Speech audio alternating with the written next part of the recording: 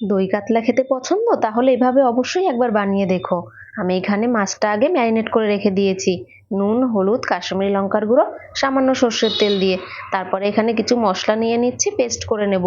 দিয়েছি পোস্ত, কাজু বাদাম, টক দই আর দিয়ে দিলাম কাঁচা লঙ্কা।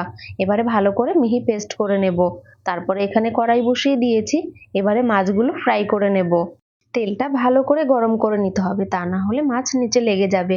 তেল ভালো করে গরম করে নিয়েছি, তারপরে এক এক করে মাছগুলো দিয়ে দিলাম। এবারে খুবই হালকা করে মাছগুলো ফ্রাই করে নেব। ফ্রাই করা হয়ে গেছে, এবারে তুলে নিলাম। বেশি ডিপ ফ্রাই করলাম না, তাহলে মাছগুলো শক্ত হয়ে যায়। তারপরে এখানে মাছ ভাজার তেলেই আমি একটা পাতলা করে পেঁয়াজ কেটে নিয়েছি। পেঁয়াজটা এবার আমি ব্রেস্তা করে নেব। ব্রেস্তা করা হয়ে গেছে, এবারে তুলে নিচ্ছি। একই কড়াইয়ে দিয়ে দিলাম কিছু গোটা মশলা, একটা শুকনো লঙ্কা, দুটো তেজপাতা, দুটো দারচিনি, দুটো এলাচ, দুটো লবঙ্গ আর সামান্য জাবেত্রী। ভালো গন্ধ বেরিয়ে গেলে তারপরে দুটো পেঁয়াজ পেস্ট করে রেখেছিলাম, সেই পেঁয়াজটা দিয়ে দিলাম। এবারে পেঁয়াজটা বেশ লালচে করে ফ্রাই করে নেব। ফ্রাই করা হয়ে গেছে, তারপরে এখানে দিয়ে দিলাম খুবই সামান্য রসুন বাটা। রসুনটা 30 সেকেন্ড ফ্রাই করে নিয়ে তারপরে দিয়ে দিলাম সামান্য আদা বাটা। আদা বাটাটাও 10 সেকেন্ড মতো ফ্রাই করে নিয়েছি। তারপরে এখানে যে পেস্টটা করে রেখেছিলাম কাজু বাদাম টক দই, সেই পেস্টটা দিয়ে দিলাম। আর সামান্য জল দিয়ে দিয়েছি মিক্সারটা ধুয়ে।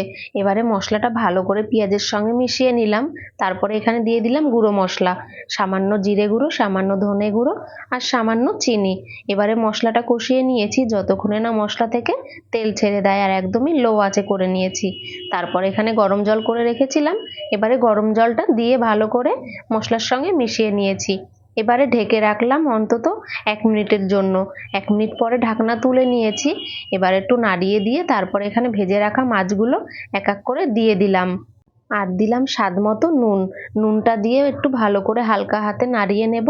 তারপরে আবারও ঢেকে রাখবো অন্তত 2 মিনিটের জন্য। 2 মিনিট পরে আমি ঢাকনা তুলে নিলাম। মাছ প্রায় রেডি হয়ে গেছে।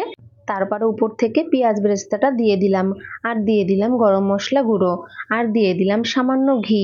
এবারে হালকা হাতে আবারও নাড়িয়ে নামিয়ে নেব। রেডি হয়ে গেছে দই কাতলা। আর এটা খেতে হয় অনেকটা একটু টক, একটু মিষ্টি আর একটু ঝাল। আর কেমন হয়েছে অবশ্যই কিন্তু কমেন্ট করে জানিও। তাহলে এখানেই ভিডিওটা শেষ করছি, আবার দেখা হবে নতুন কোনো ভিডিওতে।